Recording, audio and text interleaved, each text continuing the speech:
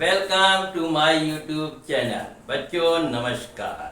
हमारे YouTube channel में आपका वेलकम, स्वागत है। तो देखिए, अब एग्जाम का मौसम समाप्त हुआ।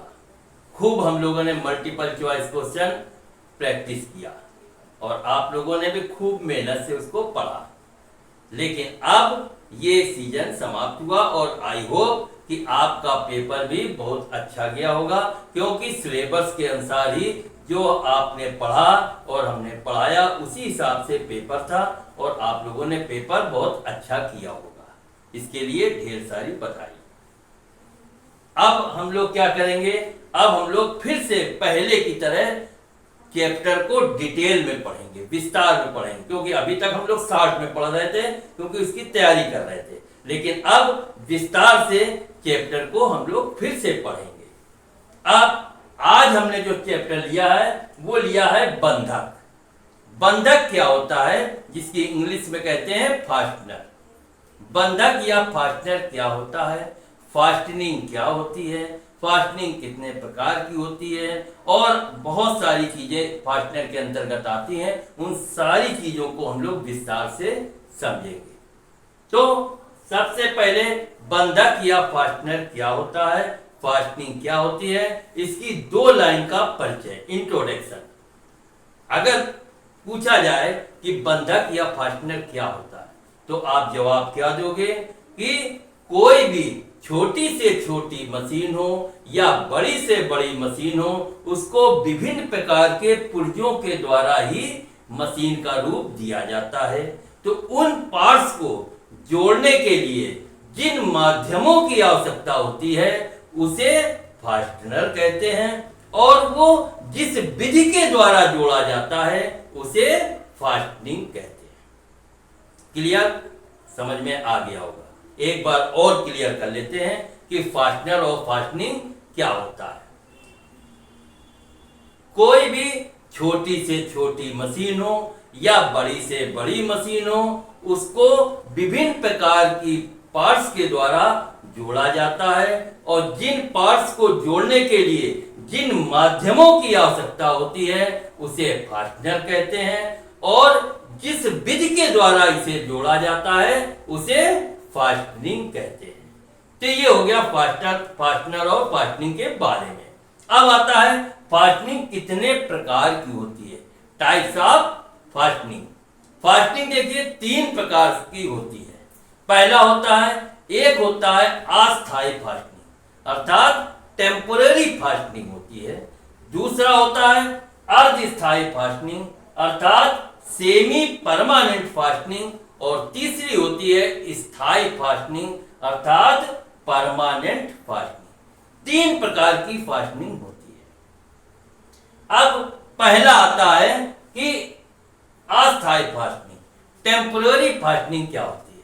देखिए, टेम्पोररी फास्टनिंग उसे कहते हैं जिसके द्वारा, जिस विधि के द्वारा ना तो आपका जॉब का नुकसान हो और ना ही फास्टनर का नुकसान हो, ऐसी विधि को हम अस्थायी फास्टनिंग कहते हैं, टेम्पोररी फास्टनिंग कहते हैं। क्या हुआ कि इस विधि के द्वारा ना तो हमारा जॉब का नुकसान होता है और ना ही फास्टनर का नुकसान हो, ऐसी विधि को टेम्पोररी फास्टनिंग या अस्थायी फास्टनिंग कहा जाता है। इस विधि का प्रयोग कब किया जाता है, इस विधि का प्रयोग ऐसे स्थानों पर किया जाता है जहां पर पार्ट्स को बार बार खोलने की आवश्यकता हो।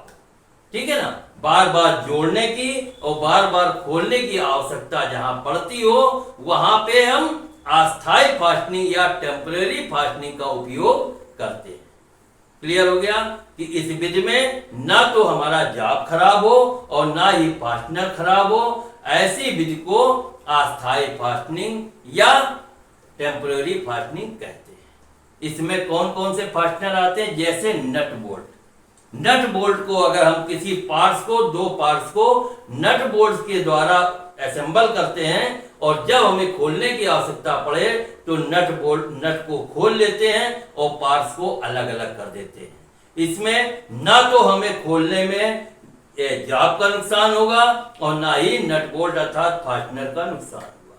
ठीक, तो ये आ गया अस्थायी फास्टनर। दूसरा एक आ गया स्क्रू।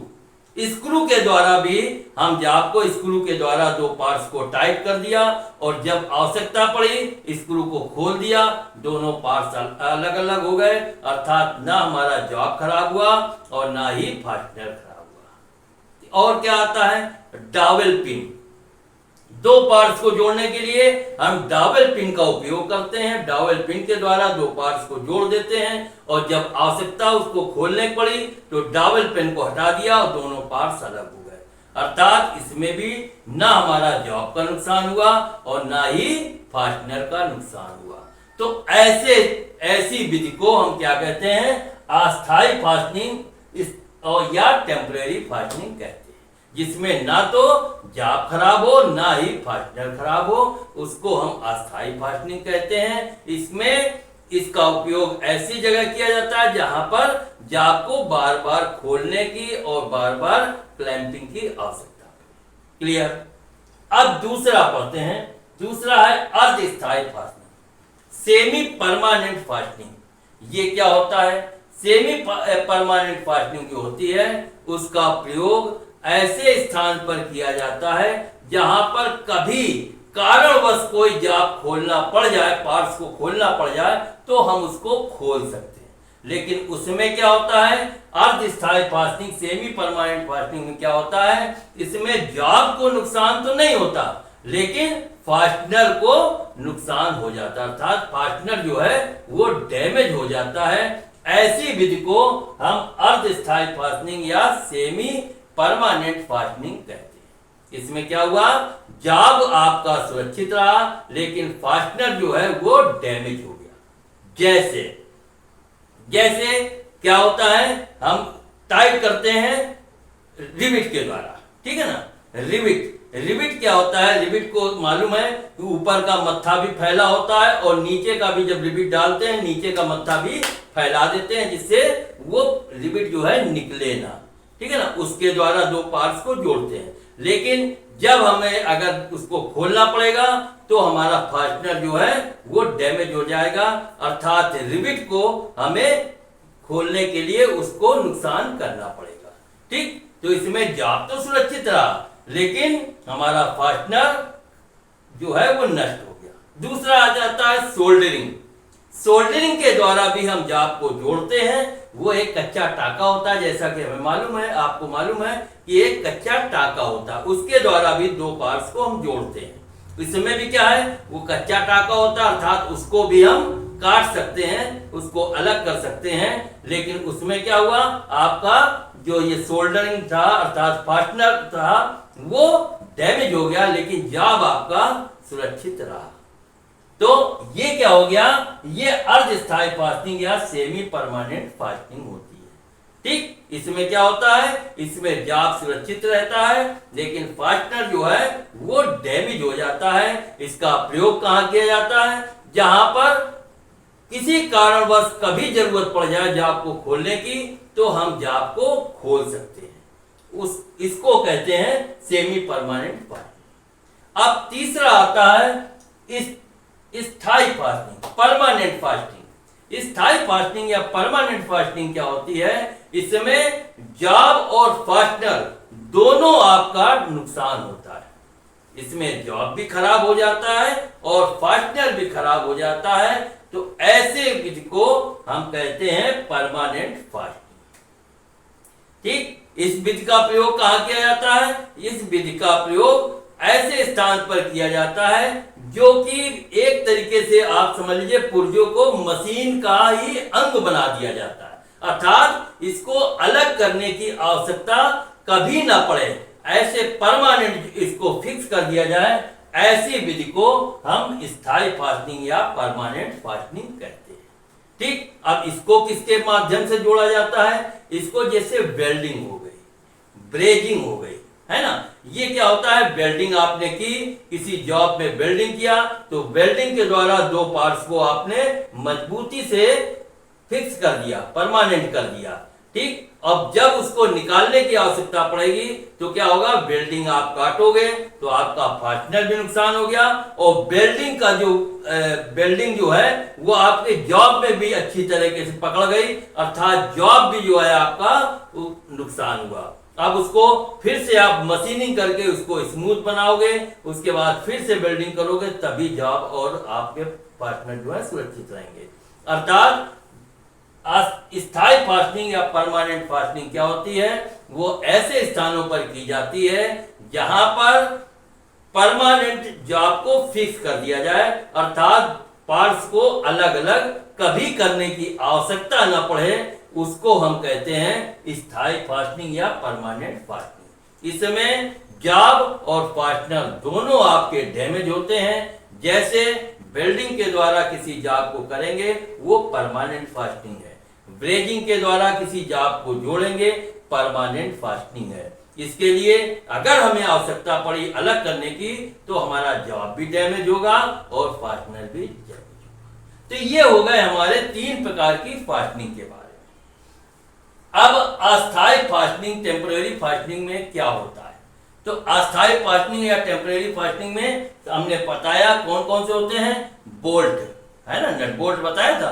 तो पहले बोल्ट के बारे में पढ़ते हैं। बोल्ट क्या होता है? देखिए बोल्ट क्या है, ये एक प्रकार के गोल राड का टुकड़ा होता है जो कि जिसमें एक सिरे पर तो हेड बना होता है और नीचे के सिरे पर उसमें थ्रेड या चूड़ियां कटी होती हैं, ठीक। और ये किस मटेरियल का बना होता है? ये माइल्ड स्टील के बने होते हैं, लेकिन कुछ विशेष अवस्था में ये किस चीज के बनाए जाते हैं? उनको तांबा, पीतल आदि का एक विशेष अवस्था में बनाए जाते हैं, लेकिन अधिकतर अगर नट बोल्ट होते हैं वो माइल्ड स्टील के ही बनाए जाते हैं। और इसमें हेड को छोड़कर, इसका साइज कहां से कहां तक लिया जाता है? हेड को छोड़कर बाकी जो लेंथ होती है उसका साइज लिया जाता है।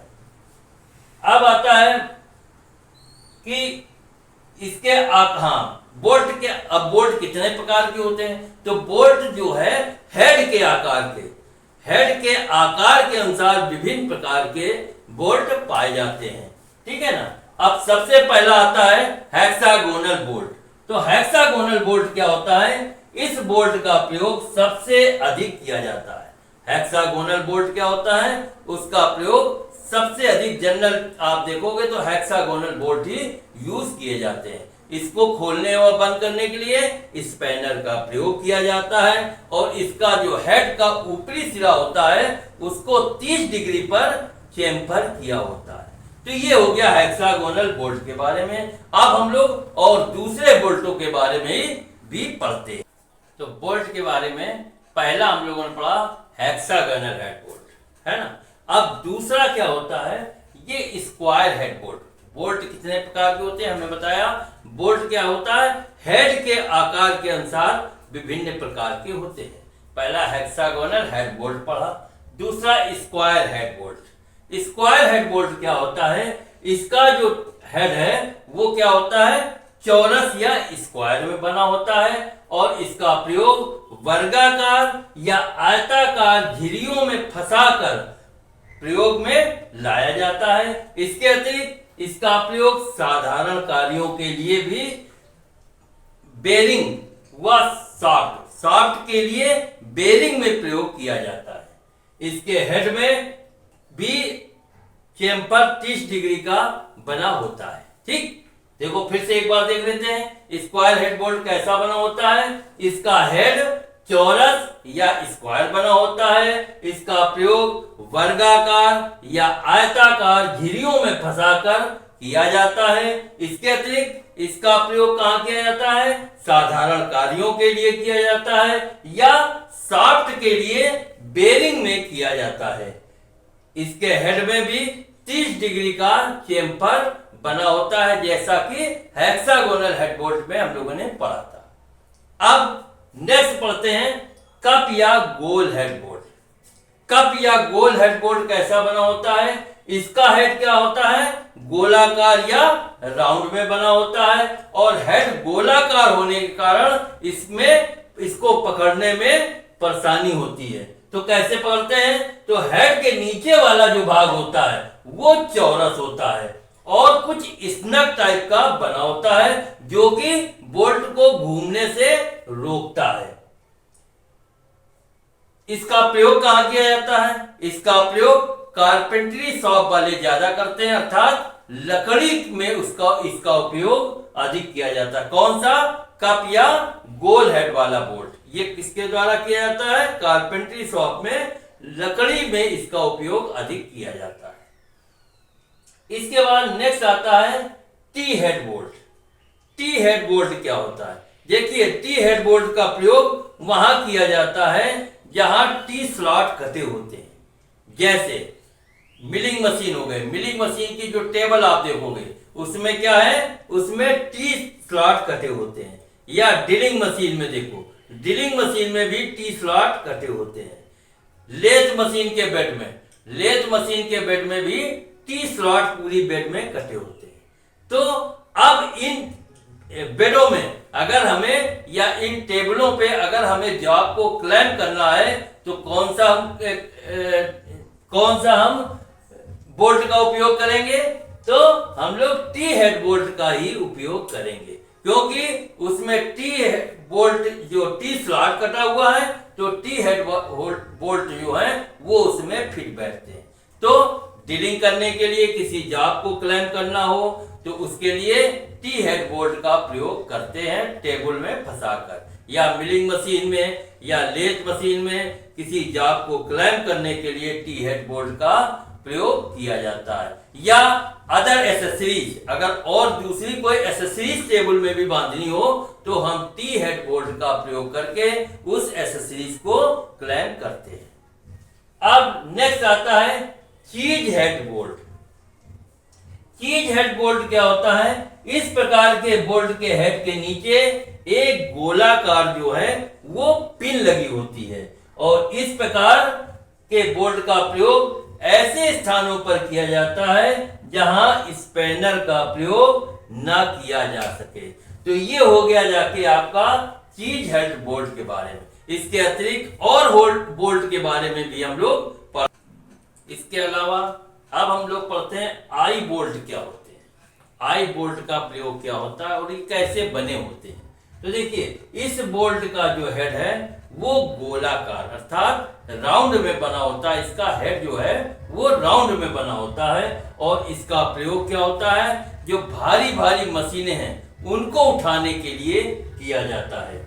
यह मशीन के भार के अनुसार मोटे या पतले दोनों सेक्शन में बनाए जाते हैं और इसकी पूरी बॉडी में जो है वो चूड़ियां हुआ थ्रेड कटी होती हैं। अब क्या है, आई बोल्ट के द्वारा कैसे मशीनों को उठाया जाता है? कोई भारी जॉब है तो क्या है, उस पे हम ड्रिलिंग या टैपिंग कर लेते हैं, उसके बाद आई बोल्ट को उस पे लगा देते हैं और रस्सी के द्वारा या तार के द्वारा उसको फंसा लिया और बड़ी बड़ी मशीनें या बड़े बड़े जॉबों को आई बोल्ट लगाकर उठाया जाता है। ठीक है ना? तो इसका आई बोल्ट का प्रयोग कैसा होता है हमने बताया और इसका हेड कैसा बना होता है? राउंड में बना होता है। अब इसके बाद क्या है? Hook bolt. हुक बोल्ट का प्रयोग भी देखिए बड़ी बड़ी मशीनों व जॉबों को उठाने के लिए ही किया जाता है। हुक बोल्ट और आई बोल्ट ये दोनों बोल्टों का प्रयोग भारी जो सामान है उसको उठाने के लिए, उसको उसमें जॉब में या मशीन में कहीं चूड़ी वगैरह बनी होती है, होल करके थ्रेड बना दी जाती है, उसमें आई बोल्ट या हुक बोल्ट लगा दिया जाता है और बड़ी बड़ी मशीनें जॉबों को उठा लिया जाता है। तो हुक बोल्ट कैसा बना होता है? तो इस बोल्ट का हेड जो है वो पूरा राउंड नहीं होता, जबकि आई बोल्ट का हेड जो था वो पूरा गोल था। और इसका हुक बोल्ट का क्या होता है? पूरा गोल नहीं होता, बल्कि एक तरफ से क्या होता है, कुछ कटा हुआ होता है। इसके हेड के नीचे क्या होता है? वर्गा, इसका हेड के जो नीचे का भाग है वो क्या होता है? वर्गाकार बना होता है, जो बोल्ट को घूमने से भी बचाता है। बोल्ट अगर घूम जाएगा तो क्या हुआ, मशीन वगैरह गिर सकती है, तो बोल्ट को घूमने से भी बचाता है। और इसका प्रयोग भी मशीनों को उठाने के लिए किया जाता है, जैसा कि अभी हमने बताया। तो हुक बोल्ट और आई बोल्ट अगर आ जाए कि ये दोनों बोल्टों का प्रयोग कहाँ किया जाता है, तो आई बोल्ट और हुक बोल्ट का प्रयोग बड़े बड़े जागों व मशीनों को उठाने का अर्थात भार को उठाने के लिए इन दोनों बोल्टों का प्रयोग किया जाता है। आई बोल्ट का हेड पूरा राउंड होता है, जबकि हुक बोल्ट का जो हेड है वो पूरा गोल ना होकर आधा गोल और नीचे का थोड़ा कटा होता है। ठीक, तो ये हो गया आई बोल्ट और हुक बोल्ट के बारे में। इसके अलावा अब पढ़ते हैं काउंटर संक हेड बोल्ट क्या होता है। काउंटर संक हेड बोल्ट क्या होते हैं? ये जो बोल्ट होते हैं इनके हेड के ऊपरी सिरे से नेक की तरफ, है ना, हेड के ऊपरी सिरे से नेक की तरफ आएंगे तो क्या होता है, वो टेपर में बने होते हैं।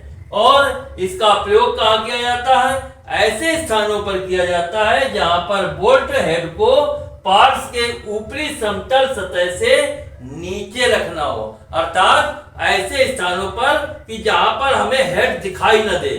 कोई सरफेस प्लेट है या कोई टेबल है तो क्या है, अगर हेड ऊपर होगा तो वो सरफेस बढ़िया नहीं होगी, सरफेस समतल नहीं मानी जाएगी। तो क्या है, नट बोल्ट के द्वारा उसको कसा गया और हेड जो है वो भी उसके सरफेस से नीचे आ जाए, उसको कहते हैं काउंटर संक हेड बोल्ट। ठीक है ना।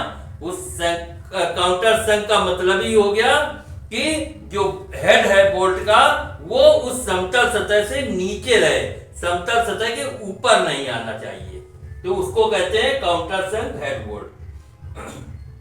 इसके बाद नेक्स्ट हेड बोल्ट है taper head less bolt. Taper head less bolt, ये तो जैसे ही नाम से विदित होता है, हेड लेस बोल्ट, अर्थात इसमें हेड नहीं होता है और इसकी सैंक जो होता है वो टेपर में बनी होती है। और कितनी टेपर में बनी होती है?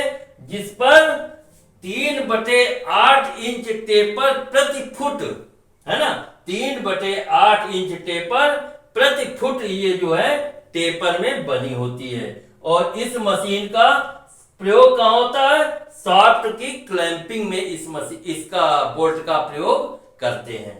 इसके बाद नेक्स्ट आता है फाउंडेशन बोल्ट। फाउंडेशन बोल्ट का प्रयोग क्या होता है? इसका प्रयोग मशीनों के फाउंडेशन के लिए करते हैं और इसमें पूरे बोल्ट में चूड़ियां बनी होती हैं और ये भी कई प्रकार के होते हैं जो कि अब हम लोग अगले उसमें पढ़ते हैं। तो अब हम लोग फाउंडेशन बोल्ट के बारे में पढ़ रहे थे। फाउंडेशन बोल्ट माने जब मशीनें लगाई जाती हैं तो बोल्ट के द्वारा उनको कसा जाता है, ठीक है ना। उसको फाउंडेशन माने नीचे जो है एक पिलर टाइप का बनाया जाता है, उसमें बोल्ट लगा दिए जाते हैं। 2 या 4 बोल्ट को नीचे रोड़ी और सीमेंट के द्वारा फंसाकर लगा दिया जाता है, उसके ऊपर मशीन को असेंबल किया जाता है और नट से ऊपर टाइट कर दिया जाता है, जिससे क्या होता है, मशीनें स्थिर रहती हैं, वाइब्रेशन उसमें नहीं होता है। इसके लिए फाउंडेशन बोल्ट का प्रयोग किया जाता है। तो फाउंडेशन बोल्ट के बारे में हम लोग पढ़ रहे थे, वो विभिन्न प्रकार के होते हैं, अर्थात निम्नलिखित कई प्रकार के होते हैं। तो उसमें पढ़ते हैं, पहला क्या है, लेविस बोल्ट। लेविस बोल्ट क्या होते हैं? इसकी एक साइड जो है वो टेपर में बनी होती है और दूसरी साइड पर क्या होती है, एक चाबी या की लगी होती है। तो इसे सीमेंट और रोड़ी को, सीमेंट या रोड़ी में चारों ओर से इसको दबा लेती है, चाबी को चारों ओर से रोड़ी और सीमेंट के द्वारा दबा दिया जाता है, जिससे बोल्ट जो है वो हिलने नहीं पाता, मजबूत बोल्ट जो है वो फाउंडेशन में चला जाता है। और अगर इसको निकालना हो तो क्या होता है, सबसे पहले अगर मान लीजिए उसी बोल्ट को हमें निकालना है तो क्या करते हैं, सबसे पहले हम चाबी को निकालते हैं, क्योंकि चाबी क्या होती है, टेपर में बनी होती है, तो वो सबसे पहले निकलती है। टेपर में होने के कारण इसे आसानी से निकाला जा सकता है। तो ये हो गया लेविस बोल्ट के बारे में। ठीक, लेविस बोल्ट कैसा बना होता है, एक साइड टेपर बनी होती है और दूसरी साइड में चाबी बनी होती है और इसे सीमेंट तथा रोड़ी चारों ओर से दबा लेती है, जिससे बोल्ट जो है वो हिलने नहीं पाता। अगर इसको निकालना है तो सबसे पहले चाबी को निकाल लेते हैं, क्योंकि ये टेपर में होती है तो आसानी से निकल जाती है। इसके बाद नेक्स्ट आता है आई foundation bolt. Eye foundation bolt का प्रयोग क्या है, ये देखो, आई बोल्ट का प्रयोग क्या था, भारी मशीनों को उठाने के लिए किया जाता है। इसी प्रकार यह बोल्ट जो है आई बोल्ट की तरह ही होता है और इसे किसी माइल्ड स्टील की राड को फंसाकर, किसी माइल्ड स्टील की राड को फंसाकर ऊपर से सीमेंट आदि को भर देते हैं, जिससे निकलने के लिए इसके क्या होता है, फाउंडेशन को हमें तोड़ना पड़ता है। इतना मजबूत फाउंडेशन में ये नीचे चला जाता है। तो आई बोल्ट फाउंडेशन बोल्ट, क्योंकि भार उठाने के लिए इसका प्रयोग किया जाता है। तो आई जो फाउंडेशन बोल्ट है ये भी मशीनों के बड़े बड़ी मशीनें जो हैवी मशीनें हैं उसमें उसको क्लैम करने के लिए, फाउंडेशन करने के लिए आई फाउंडेशन बोल्ट का प्रयोग करते हैं। इसके बाद आता है रैग बोल्ट। रैग बोल्ट क्या होता है, इसके नीचे का भाग क्या होता है, वो चपटा या फ्लैट बना होता है और सैंक जो है वो टेढ़ी व कोनिकल स्टेप वाली बनी होती है। इसका प्रयोग भी भारी मशीनों को कसने के लिए है ना, फाउंडेशन में क्या है, मशीनें कसने के लिए ही होता है। तो इसके लिए भी क्या है, रैग बोल्ट के द्वारा भी भारी मशीनों को कसने के लिए इसका प्रयोग किया जाता है। और फर्श पर बने सुराख अर्थात जो फाउंडेशन पर होल किया जाता है उस पे इसे लटका कर 1/2 माने आधी सीमेंट और आधी रेती को डाल दिया जाता है, जिससे सुराख पूरी तरीके से भर जाता है। ठीक है ना, अर्थात रैग बोल्ट को लगाने के लिए क्या है, रैग बोल्ट को क्या है, सुराख में लटका देते हैं और आधा रेती आधा सीमेंट मिलाकर उस बोर में भर दिया जाता है, जिससे तुम्हारा रैग बोल्ट है वो मजबूत तैयार हो जाता है। और इसके साथ साथ क्या होता है, आधी सीमेंट और आधी रेत से तो भर देते हैं, इसके साथ क्या करते हैं, कई बार क्या होता है, लेड और सल्फर को भी गलाकर और सुराख में डाल दिया जाता है। यह ठंडा होकर अच्छी तरीके से जम जाता है और मजबूती से रैग बोल्ट को पकड़ लेता है। तो ये हो गया रैग बोल्ट के बारे में। इसके बाद नेक्स्ट लास्ट आता है काटर बोल्ट। काटर बोल्ट क्या होते हैं, ये एक विशेष प्रकार का बोल्ट होता है जो मशीनों की फाउंडेशन के लिए ही प्रयोग में लाया जाता है। और इस बोल्ट के नीचे एक प्लेट लगी होती है जिसमें स्लॉट कटा होता है और इस स्लॉट से काटर को फिट किया जाता है। काटर के ऊपर एक वाशर रख दिया जाता है और काटर के लिए समतल सतह जो है वो तैयार करता है। तो ये फाउंडेशन बोल्ट के बारे में था। फाउंडेशन बोल्ट इतने प्रकार के, Lewis bolt, eye foundation, rag bolt, cotter bolt, ये सब क्या है, फाउंडेशन बोल्ट है।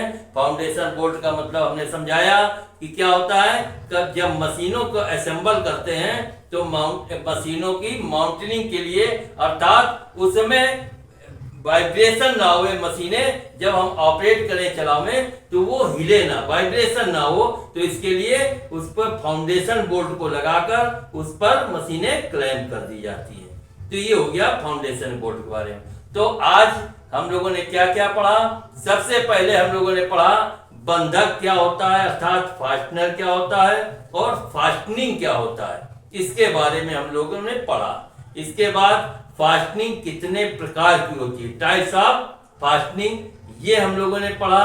इसके अलावा हम लोग पढ़ रहे हैं सबसे पहले अस्थायी फास्टनिंग माने टेम्पररी फास्टनिंग के बारे में पढ़ रहे हैं। तो हमने पढ़ा था नट बोल्ट, है ना, तो बोल्ट के बारे में भी पढ़ा कि बोल्ट कितने प्रकार के होते हैं और बोल्ट के बारे में क्या आपको बताया कि हेड के आकार के अनुसार बोल्ट विभिन्न प्रकार के होते हैं, वो सारे बोल्टों के बारे में पढ़ा। इसके अलावा फाउंडेशन बोल्ट के बारे में भी पढ़ा। अब नेक्स्ट सबसे पहले इसके बारे में कल रिवीजन होगा, उसके बाद नेक्स्ट चीज हम लोग आगे पढ़ेंगे। ठीक, तब तक के लिए आज हम लोग यहीं पे ये चैप्टर क्लोज करते हैं, कल आगे इसके हम लोग पढ़ेंगे। Okay, bye, Tata.